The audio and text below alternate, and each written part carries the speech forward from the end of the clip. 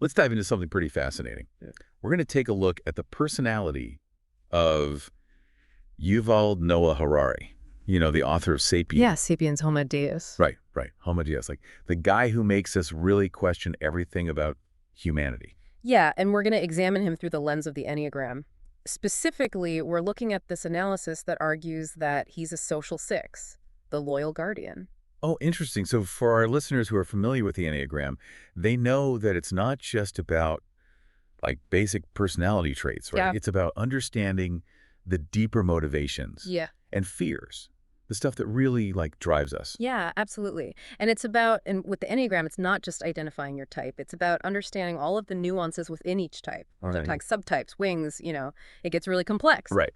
But that complexity is where the real insights are. Which is why we have you here. Mm-hmm. So walk us through this. What are some of the key characteristics of a social six that, that we might see in Harari's work? Well, the social six is someone who is very much driven by a need for security, especially for the group.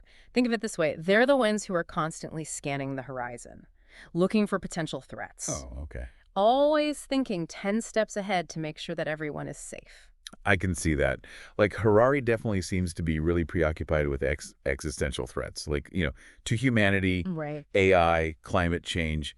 He's always sounding the alarm about, all these potential dangers that we're facing. Exactly. But it's not just about identifying threats, right? It's about understanding the underlying mechanisms, like the systems that lead to those threats. Right.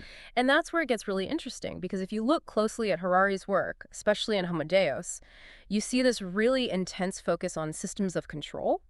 He goes really deep into the potential for AI to become this all-powerful force. Oh, wow. That's shaping our lives in ways that we can't even imagine. Yeah, and that ties in directly to, a social six's kind of fear of losing control, right? Being at the mercy of something that they don't understand or can't influence. Absolutely.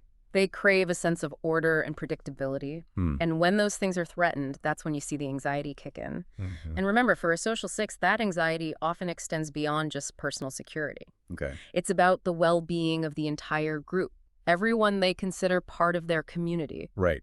Which in Harari's case, it seems to encompass, like, all of humanity. Wow. That's a pretty big, heavy burden to carry. It is.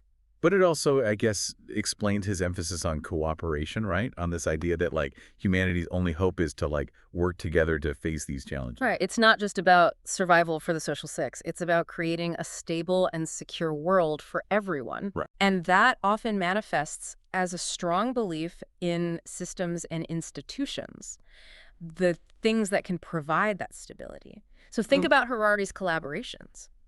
With universities, with governments, with all these international organizations. He's not just a lone wolf shouting from the sidelines. He's not. He's actively engaging with those structures, trying to influence them from within. It's almost like he's trying to build, like, a fortress from the inside out. Right. Reinforcing these systems that he believes can offer protection and stability. But, of course, social sixes, they're not blindly trusting of authority. Of course not. Right. They're known for being pretty skeptical towards power structures. And we see that in Harari's work too, right? Absolutely. He's always kind of like dissecting political systems. He is. Pointing out, the potential for corruption, the potential for like abuses of power. Yes. His warnings about surveillance. Yeah. Data control, the concentration of power in the hands of just a few. It's classic social six. It is. It is. They're always looking for those cracks in the system. Right. The places where individual freedoms could be compromised. It's like he's saying, here's how these systems are supposed to work. Right. But be aware of how they can be manipulated. Exactly. How they can be used against us. It's a very, cautious, almost suspicious approach to power. And that suspicion is rooted in a really deep-seated desire for fairness and justice. Remember, the social six isn't just trying to protect themselves. Right. They're trying to create a world where everyone is safe and secure. Okay. And that requires this constant vigilance against, those who might exploit or abuse their power. So far we're seeing how these core social six traits, the desire for security, the skepticism of authority, the focus on the well-being of the group, are all kind of woven into the fabric of Harari's work, right? They are. Yeah. But there's another layer to this that I find especially fascinating, and it has to do with the social six's relationship with the future. You see, they're not just concerned with the present. They're constantly scanning the horizon, looking for those potential threats, trying to anticipate what might come next. And that's where I think Harari's focus on technology becomes like especially interesting, right? Right. It's like he's peering into the future, trying to identify all the potential pitfalls before they even, emerge. Yeah, he's not just looking at like the shiny new gadgets, you know? He's asking these really hard questions about the long-term consequences, the ethical implications, Right. the potential for these advancements to be used for good or for bad. Hmm. That forward-thinking approach is such a hallmark of the social six. They're always trying to stay one step ahead of the curve, Oh, right. always preparing for any eventuality. Like he's playing a game of chess, Yeah. thinking several moves ahead, Yeah. anticipating his opponent's every strategy. But in this case, the opponent is like the unknown future, the unpredictable forces of technological change. Exactly. And that brings us to another really interesting point, which is the social six's tendency to seek out knowledge and information as a way to manage their anxiety. Okay. Yeah. They feel more secure when they understand how things work, Hmm. when they can identify the potential dangers and, develop strategies to mitigate them. It's like knowledge is their armor, Yes. their shield Yes. against the uncertainties of the world. Absolutely. And that definitely seems to be a driving force for Harari. Right. He's constantly researching, writing, sharing his insights with the world. It's like he's on a mission to educate, to enlighten us, Yes. to equip us with the knowledge we need to face all these complex challenges. Right. And that's where his ability to connect the dots between the past, the present, and the future Mm-hmm. becomes so valuable. Mm-hmm. Because he's not just looking at technology like in isolation. He's putting it into this broader historical context, showing us how the patterns of the past can illuminate the possibilities of the future. It's like he's saying, look, we've been here before in different ways at different times. Yeah. Right? We've faced challenges, we've made mistakes, we've learned from them. Right. And those lessons can guide us as we navigate this like uncharted territory. Exactly. He's providing us with a roadmap, not just of the potential dangers, Right. but also the potential solutions. Mm-hmm. And that's a key point that often gets overlooked when we talk about the social six. Yes, they're anxious, they worry, they anticipate the worst. Mm-hmm. But that anxiety isn't paralyzing. Right. It's motivating. Yeah. It fuels this desire to find solutions, to build a better, safer world for themselves and their community. So it's not just about running from the shadows. Right. It's about like turning on the lights, understanding the source of the fear, Exactly. and then taking action to address it. Yes. And that's where we see the social six's loyalty and dedication really shine through. They're not just, armchair critics. Right. They're actually committed to making a difference. Yeah. And that commitment often manifests as a deep investment in the well-being of others, a desire to create a just and equitable society where everyone has the opportunity to thrive. And we see that in Harari's work too, right? Absolutely. Like his focus on human rights, Mm-hmm. his concern for the impact of AI on inequality, Yes. his advocacy for like global cooperation. Yeah. These are all speaking to this like deep-seated desire to make the world a better place for everyone, Mm-hmm. not just, a privileged few. Exactly. And that's why it's important to acknowledge that while fear and anxiety might be the initial motivators for the social six, they're ultimately driven by a much more positive force. Right. Which is a desire to protect, to nurture, to create a world where everyone feels safe and secure. So we've talked a lot about Harari and the social six, but what does this all mean for you, our listener? Right. Why should you care about this analysis? Well, first and foremost, I think it offers a really fascinating new perspective on Harari's work. It helps us understand the underlying motivations behind his ideas, Okay. the deep-seated fears and anxieties that might be fueling his warnings and predictions. It's like we're getting a glimpse into the engine room. Yes. Seeing the gears turning. Yes. Understanding the forces that are propelling this intellectual ship forward. Exactly. But beyond that, I think this exploration also raises some important questions about the role of personality in shaping our own world views. Mm-hmm. Because we all have our own unique ways of seeing the world, right? Right. Our own fears and anxieties that influence how we interpret events, how we make decisions. It's like we're all wearing these different colored glasses, Yes. filtering the world through our own individual lens. Exactly. And recognizing that those filters exist, you know, Mm. understanding how our own personalities shape our perceptions Mm-hmm. can be incredibly valuable Right. because it allows us to be more aware of our own biases, Right. to engage in more open-minded and empathetic conversations with those who might see things differently. So it's not just about analyzing Harari, it's about analyzing ourselves, Exactly. right? Asking, like, how do my own fears and anxieties shape my view of the world? Right.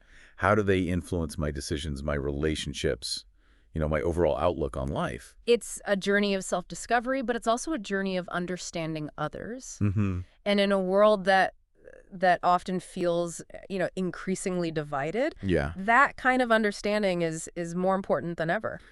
So we've covered a lot of ground here today. We have. We explored, the core traits of the social six. Yeah. We connected those traits to Harari's work. Mm. We even, looked at how our own personalities might be shaping our understanding of the world. Yes. But there's one question that I think keeps lingering in my mind, Okay. which is, you know, if Harari's anxieties about humanity's future are so deeply rooted in his personality, does that mean like he's destined to always see the glass as half empty? Hmm. Is there room for optimism in his worldview? That's a great question. And I think the answer is more nuanced than a simple yes or no. Okay. While the social six might be predisposed to anxiety, they're also incredibly resilient, resourceful, and committed to finding solutions. Their fear isn't paralyzing, it's a call to action.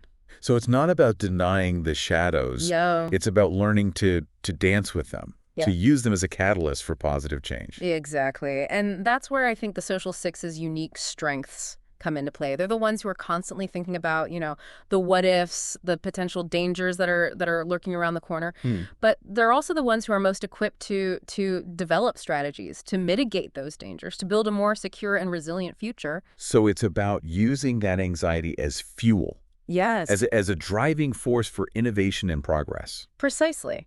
And that's why I think it's so important to remember that Harari, despite his warnings and his anxieties, is ultimately an optimist. Mm-hmm. He believes in humanity's capacity for change, for growth, for creating a better future. Mm-hmm. And that belief is rooted not just in intellectual analysis, but also in a very deep-seated faith in the power of human connection and cooperation and compassion. It's like he's saying, yes, the road ahead is bumpy, Yeah. right? There are challenges that we must face, Mm-hmm. but we have the tools, we have the knowledge, we have this inherent capacity to overcome those challenges and build a brighter future for ourselves and for generations to come. Exactly. And that message, I believe, is one that resonates deeply with all of us, regardless of our Enneagram type. Mm-hmm. It's a reminder that even in the face of uncertainty and fear, there's always room for hope, for action, for the belief that we can make a difference in the way. Yeah, I think that's a really important point. We often get so caught up in the anxieties and the warnings and all that, but you're right, there's this deeper drive there. Huh. This desire to protect, Yeah. to make things better, to create a better future. Exactly. And that's what I think is so fascinating about the social six. It's not just about, running away from fear. It's about this really profound sense of responsibility for others, for the well-being of the group. Mm-hmm. And that can be such a powerful force for good in the world. Yeah, it makes me think about all the solutions that Harari proposes, in his Yeah. books and his talks and all of that, like global cooperation, Yeah. ethical frameworks for AI, like a renewed focus on human values, all of this in the face of all this rapid technological change. Mm-hmm. And these aren't just abstract ideas. These are concrete things that we can actually, do Right. to build a better, more secure future. They are. And I think those solutions are very much informed by that potential social six personality, that really deep need for security, for stability, for protecting the group. It's all there. It's woven into all of these proposed solutions. It's like he's saying, look, I see the danger. Yeah. I feel this anxiety, Mm-hmm. but I'm not going to let that paralyze me. Right. I'm going to use that. I'm going to channel that into finding ways to make the world a better place. Exactly. So I guess, as we wrap up this deep dive, what's one question that our listeners should ask themselves? Here's a thought. If Harari's work is really shaped by this desire for collective security, like what actions can we take? Okay. Individually, collectively, to contribute to that vision, a brighter future. How can we channel our own anxieties, our own concerns about the world into something positive, into meaningful change? Wow, that's a powerful question. It is. And it's a reminder that understanding personality, it's not just about, like self-awareness. It's Yeah. about like really empowering ourselves to make a difference in the world. It is. It's about recognizing that we all have a role to play in creating a future where everyone feels safe, secure, valued. Yes. It's about going beyond analysis and into action, Hmm. embracing that responsibility that we all share for shaping the future. Absolutely. And that's your deep dive into Yuval Noah Harari and the Enneagram. We hope you found this exploration insightful and thought-provoking. Until next time, keep diving.